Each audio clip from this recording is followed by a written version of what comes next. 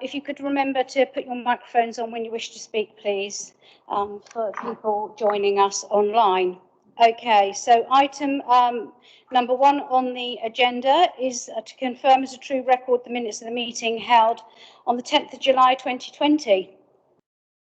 I can confirm I was the only person here that can do that, actually. There's no one else that can, because the others, unless Chris Quirk was here, but he's not, so.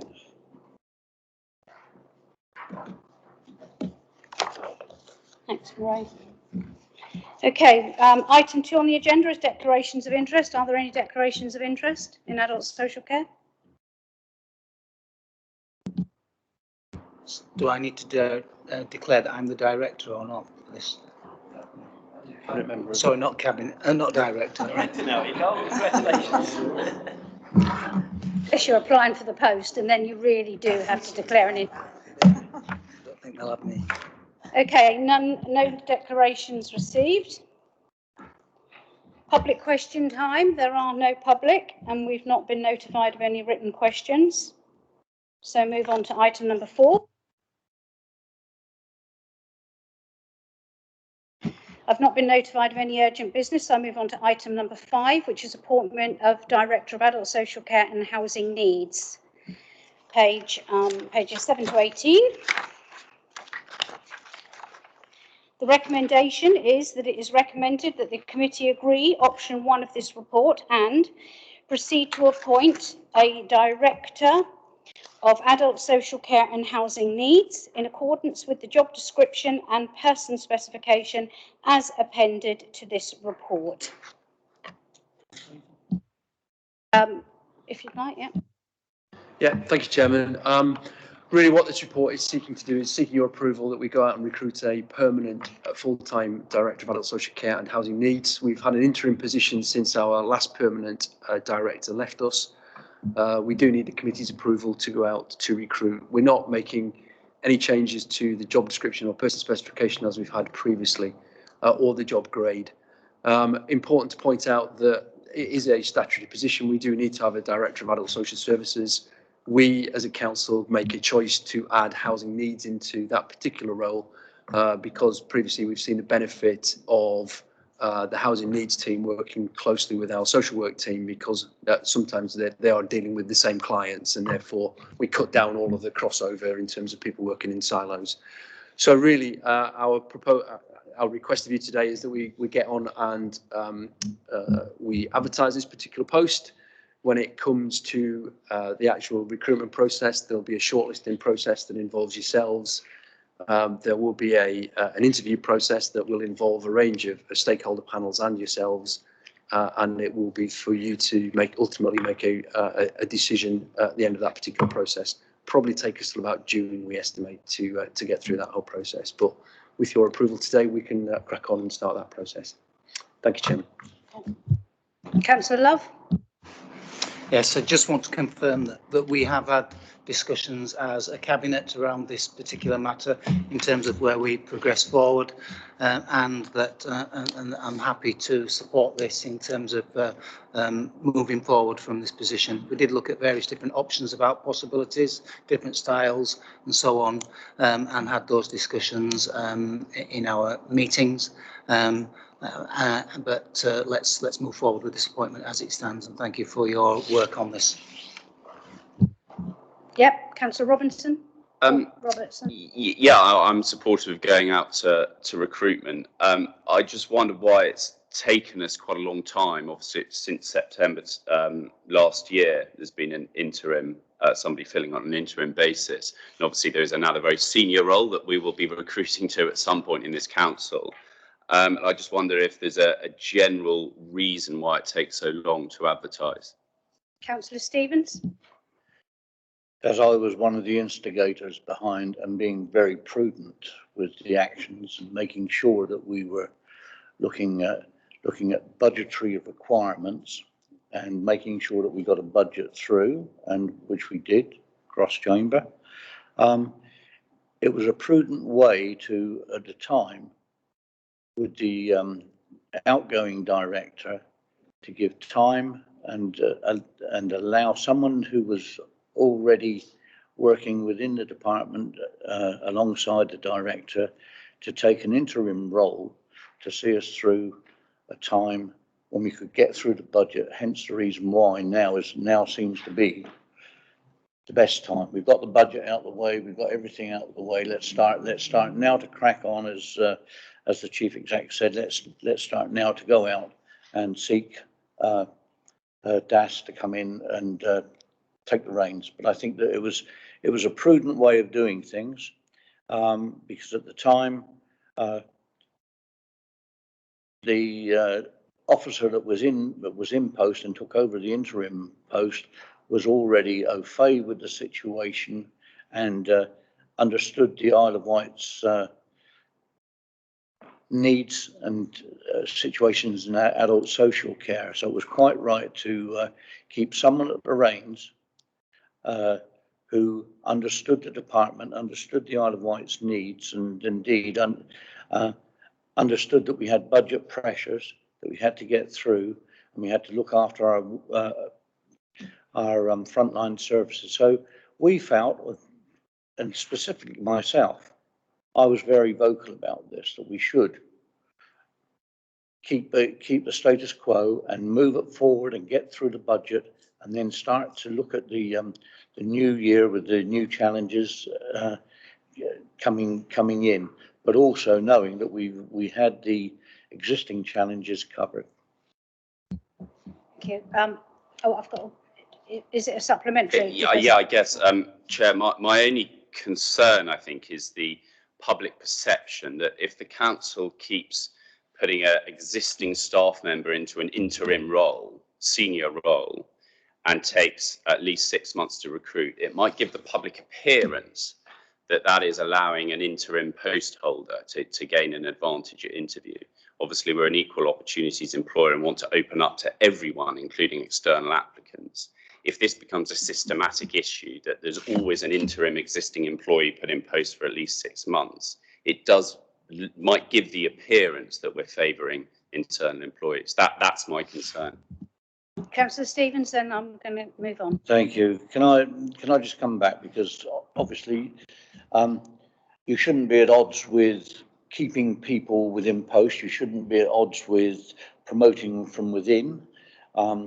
As much as we want to bring in external talent, it's done on a fairly balanced basis and looking across the piece at what's good for the island. The people from the island didn't raise an objection to an interim head of adult social care. When it was announced, there wasn't a whimper about that. People knew that we were getting on with the job at the Isle of Wight Council. You and yourselves as well supported the way forward, and I think that's predominantly the way we need to go, Councillor Robertson, is to make sure that we're united in what we're doing.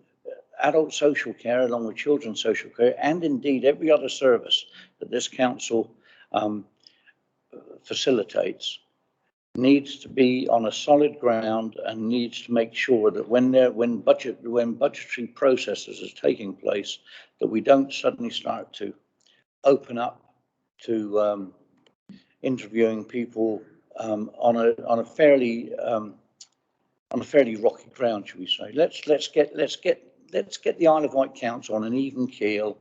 Let's make sure, and the interim adult social care director has done a very good job in bringing forward budget provision and what have you. You know, I think that we've done a good job. Not we, the officers have done a good job. That's what this is about. Is not causing a slight imbalance at a time when we need the balance to go into budgetary processes. And I think that was one of the things. She's proven her worth to come through that, and I'd like to record my thanks on that. But what we need to do is make sure that this Appointments and Employment Committee looks at things in a balanced way and safeguards the residents and the businesses on this island. Thank you.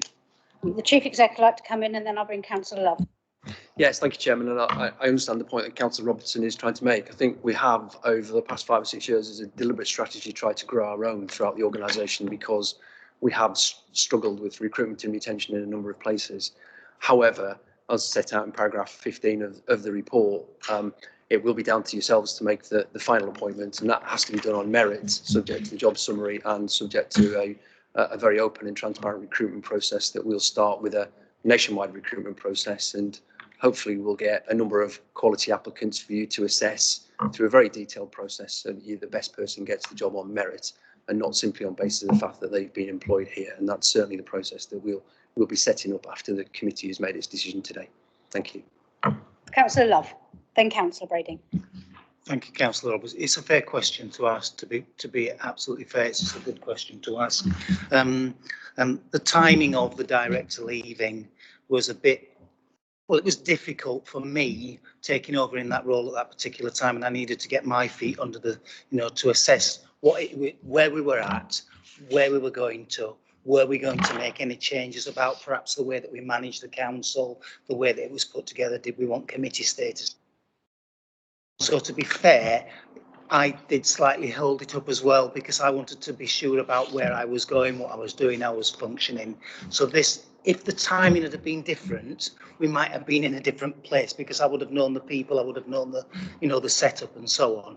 And so now is the right time to do it. It wouldn't be something that I would particularly want to do lots of in the future. A post comes vacant, we need that filling because it's better for everybody that it's filled, isn't it? That's the, and so I was part of the issue, so as to say. I'm happy to accept that. We wanted to see what we might think about doing for the whole council in the future. We've now moved on from those debates. I would hope that we wouldn't have so long again in the future, but who knows because of the circumstances. So I hope that that's answered it in a way that feels acceptable to you. And now I'm looking forward to having this really exciting time of recruiting somebody into that post, whoever that might be. Okay, Councillor Brading, you've waited patiently. Thank you, Chairman. Appreciate it. I'll 100% support this. I know what a vital role this is, and Dr. Tozer has big shoes to fill. And I think it's a credit to the council that we did nurture someone internally that could fill in the short term. And if we don't promote those people we nurture, like in children's services, we lose the best employees the council had because she wants to go and do better things. I don't buy the wait till the budget idea because I think an interim for a while was a good idea, and she has done a great job, and I know what talent she is. But we could have done it before the budget. I had two questions actually. One was the Chief Executive answered one when, because obviously we need to crack on with this now. And pleased to hear it's June. My other question was really on paragraph 14 mentions point 20 on the pay scale. We need someone in this role that can do the job very, very well. So probably the most vital, I keep saying staff role in the council is the Chief Executive, is the Director of Adult Social Care. Are we going to attract the quality of person we need at that existing pay scale, or do we need to be bold and look, if we want the right person, do we need to perhaps look at paying the right money for the right person? It's just a question really, because I think and I know it's the same. I was pleased to hear it's the same as we were on, but we need a vital person in this role now. Okay.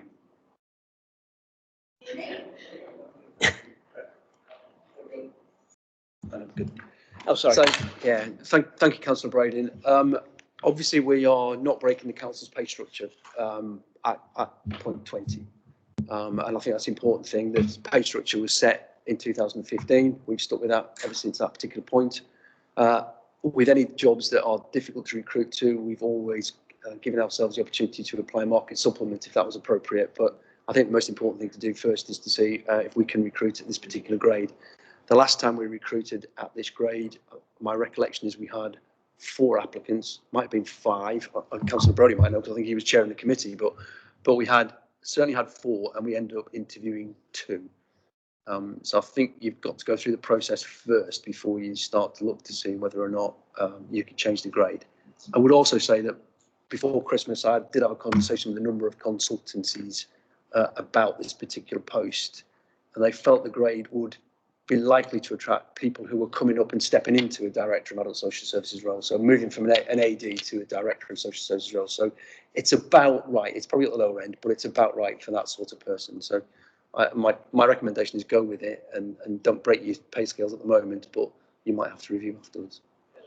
My follow-up would be, you know, if we did interview 3 people and the absolute perfect person came up, we wouldn't kick that person out over a salary issue. We'd have that conversation at the time, you know, if the right person was available.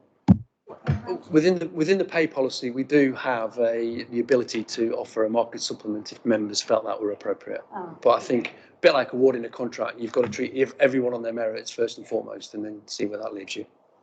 Councillor Love? We also need to think about equality and diversity and all the other people that work for this local authority in terms of pay structures, you know, in terms of what that means, in terms of offering salaries which might be greater, higher or lower, in terms of what that means for the rest of the staff here. And so that's an important thing to think about. We can't just offer somebody a chief executive rate for doing adult social care because they happen to be the person who, you know, it has to fit in with all the other officers and the context of the council. So there's an equality and diversity matter. Yeah, I do recall, John, reading a paper, I think it was when I was on scrutiny, about the female and the male wages. Are they comparative? I definitely remember reading a paper in scrutiny. They do need to be published every year, so we publish them every year, and that's part of the pay policy, or it's a discussion as part of the pay policy. So I can go into the detail of that, but it's probably not necessary here. But some of it does relate to apprentices and other lower roles, as opposed to generally. We certainly have a lot of staff at the senior level who are female. Yeah, is there anyone else wishing to ask a question? No? Councillor Brodie, did you wish to come in? Thank you. Just a few points. Yes, certainly the comparison of female salaries to male salaries has been deteriorating on the council in recent years, as was shown in a paper that went to Cabinet fairly recently, Performance and Management, as I recall. There was a deterioration and I raised it. I can't remember which meeting now, and I think Claire Shan made various assurances about it, so I'll be keeping an eye on that. In terms of attracting people, Councillor Brady, yes, I chaired what was called the Employment Committee at the time, and the Employment Subcommittee that made a number of appointments, chief officer appointments to this council, including John Metcalfe. And you know, not to belittle anybody at all, but it was hard to keep people in the field because of the salary that is offered, in my view. For instance, in John's situation, I think we started off with about 6 people, John, and ended up interviewing 2 people, as I recall. Similarly, with the director of adult social care, it went down from about 4 or 5 down to 2 people, and quite a lot of chief officer roles are in the same position. So we probably don't offer comparable money in terms of getting experience in, so you're probably looking at new people. The main reason I stuck my hand up was to respond to Councillor Stevens' explanation, which wasn't actually accurate, but Carl Love has actually explained why the role wasn't filled earlier. It was essentially because the Alliance administration, which I was briefly a member of until I understood what they were really about, took a view that they may be doing a major reorganisation of the senior staff within this council. Clearly that hasn't happened, and that's why you've got it before you now. Thank you. Okay, so I move to the recommendation, which is item 3. The recommendation is recommended that the committee agree option 1 of this report and proceed to appoint I'll do it all again, Director of Adult Social Care and Housing Needs in accordance with the job description and person specification as appended in this report. All those in favour? Any against? No. Carried. Thank you. Do we need a seconder? Councillor Love, you're seconding? Right. Okay. I was doing it by consensus, sorry. Sorry.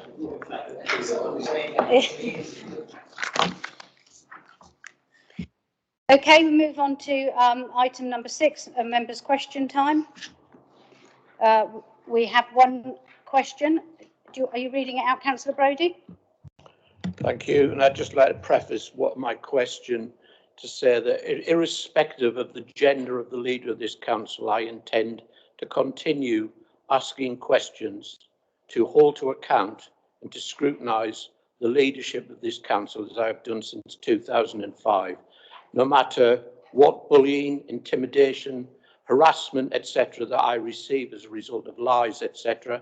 across the media. I will raise topical issues at meetings like this, and I will continue to do so. My question is relating to a topical issue at the moment, which is as follows. In the light of the recent media coverage of the chair of this committee's now admitted but unapologised publishing of a racially offensive image on social media, how can every opponent of discrimination be assured that full adherence to the Council's equality and diversity policy will be applied to this committee's appointment of a new Director of Adult Social Care and Housing Needs under her chairmanship? Thank you. As a result of my life experiences, both past and present, I can assure the committee I will especially be vigilant in making sure the highest standards of fairness are applied in considering individuals of all protected characteristics who might apply for this role. Further, I was on the JCM meeting yesterday with staff and I had good support from them. Thank you.